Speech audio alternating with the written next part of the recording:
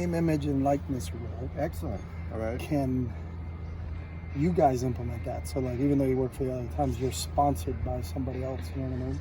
So you can get some extra money. Like, you could get a deal with Johnny O's for, like, your shorts, you know what I mean? Yeah. I think as long as I didn't cover that particular thing, I could do it. Something to think about, Yeah, right? I like it. So I think everybody, the law that's just put in place, everybody's starting to think outside the box, like, how can this work and what does it implement? But it shouldn't just be restricted to athletes. I think everybody should. Maybe you get sponsored for this. You know what I mean? That sounds great. I think I'm on board. You know, I talk to your agent, but just, and I don't want to cut. I'm just throwing it out there just for general use for any media member. Maybe they should get a little bit. They should be able to cash in on this deal. Yeah, thank you. Just a thought. Everybody's thinking about the athletes, but there's other people out there too. Right. So, and I think it's beneficial to the athletes and should happen. But we'll see what happens with this weekend. Dorian is he going to practice today? He did a little on the side yesterday, and we'll see where he is today. You know, so I don't have it's really what can go on. Today's Wednesday. You know, we have to get some work in the next few days if we can. If not, then we're very confident in Austin and what he did. You know, he came in and I thought he did a nice job. So we'll see where it goes from there. So he did some work on the side yesterday. We'll see what today handles, and I don't have any expectations one way or the other in terms of what they'll do. So. How would you kind of compare and contrast what Dorian gives you versus what Austin gives you at quarterback? I think they're similar. You know, you look at Austin picked up, a big first down when we had some coverage and took off, and he can beat you with his arm and with his leg. I thought he did. They both throw a nice catchable football. So there's similar traits between those two guys. It's not one guy's got the ability to run and the other guy doesn't. You know, that's the one thing with Austin. Austin's athletic. He's an over 20 miles per hour guy with his GPS tracking, kind of similar into where Dorian is. So they're both, all three quarterbacks, and even Colson, who's not eligible now, but all three of them kind of fit that mold. Is that, they're not design runners. They're not running backs that can throw. But if the defense gives them the opportunity, man coverage, things like that, where their backs are to the offense, they can tuck the ball and take off and hurt you with their feet. So there's not a big contrast between all four of those guys in terms of what they can do, throw-wise and run-wise. So. What about Chase Griffin? If it comes down to it, how do you see him? Yeah, just offense? A young kid that came in the spring, really smart, really intelligent. You haven't seen him in game action. You've seen him in practice, and for the quarterback more than any other position, that's the one spot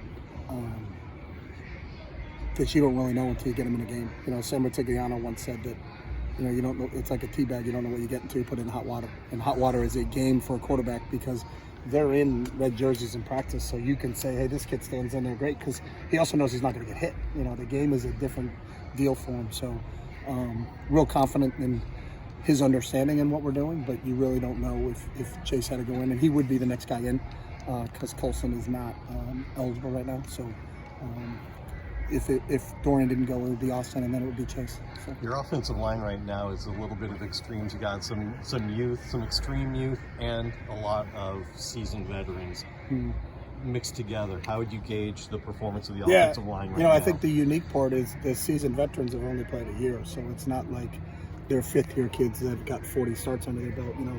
Chris was in the same spot that Duke and Sean are, because he started as a true freshman for us last year, so he's really just played last season and the beginning of this season. Boss was a defensive lineman that played 8 games for us last year and is now playing center for us. And then Jake Burton's first starts was last year. So, when you look at it, when Chris Murray is your grizzled veteran on the O-line, it just speaks to the whole group. But I think Duke did a really nice job the other day. When it was his first extended playing time, he played 25 snaps against Washington State the week before, and like everything in this program, it's earned, and he earned more playing time and played the entire game against Arizona. And we thought, as a group, that I think Duke's getting better and did a really nice job. I think Sean's getting better, the more experience he gets, and it's the same thing with that whole group. They're just starting to gel. I believe they were better last week than they were at the beginning of the year, and that's kind of what you want in that group, is how they continue to develop and move forward as a unit. So,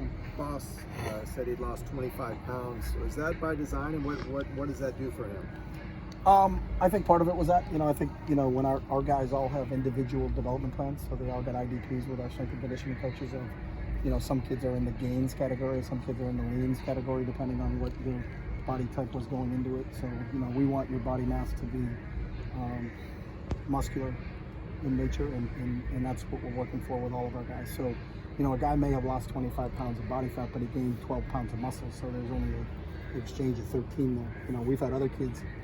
Duke Clemens is a kid that lost 12 pounds of body fat but gained 12 pounds of muscle, so he weighs the same exact thing as 272. But what's that 272 look like? You know what I mean? So there's a, you know, we're always trying to do that. Everybody wants to be, you know, leaner and faster, but you also don't want to be, can't play deep offensive line under 250. So, you know, I think Boss is just kind of really, and it's what Boss is all about. He's just such a hard-working kid that, you know, whatever Frank and his guys are doing with him in the weight room and kind of that structure, you know, he's really taken to it full force. So. Do you see a better player as a result of his work? Yeah, I see a more athletic player. You know, so you watch some of the things Boss does, especially, you know, with your center getting to the second level and getting up on linebackers and things like that.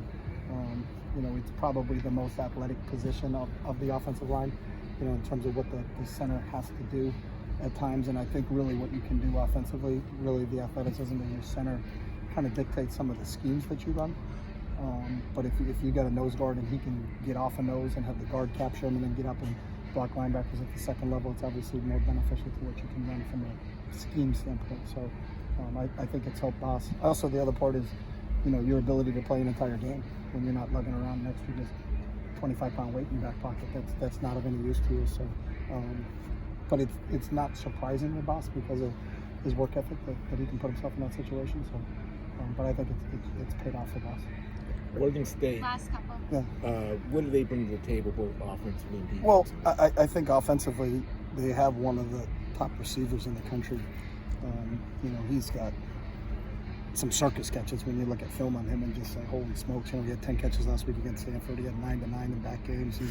He's obviously their leading receiver, but I think he's got, I want to say 30, and the next second receiver's got 12 catches. So it obviously starts with him on the perimeter. I think Luton's doing a really good job. I think he's at 9 touchdowns, 0 interceptions, so they're protecting the ball really well. And Jonathan's known for what he does with the quarterback spot, and his you know, everywhere he's been, you know, was a great quarterback himself. So I think they've got a good attack that way. But they also have a two-pronged attack at tailback. And both of those guys can hurt you. Both are averaging over 7 yards a carry. So I think there's a mix in there. They're not a one-dimensional team where they're just going to throw it every down and just throw it to one receiver every down. You know, they mix in the run really well, and the other receivers complement them well. But obviously, I think when it starts in the passing game, it starts with Hodgins, and that's the guy we got to make sure we have all of our attention and focus on. So You went from fourth down at your own 36 in the first quarter last game. Are you becoming more aggressive on fourth down opportunities?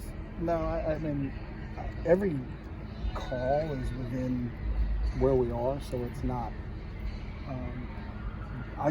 Can we make it? You know what I mean? And if we can make it, then we're probably going to go for it. If I don't think we can make it, then we're probably not going to go for it. But it's also in your film study of who you're playing and what that opportunity is. So it's not a hard and fast rule like, well, when it's on the 36 and you play this other team, are you going to go for, well, what is their short yardage setup? What do they have? Do we feel like we've got a good play call? Do we feel like we've executed it very successfully that week during practice and to feel confident in it?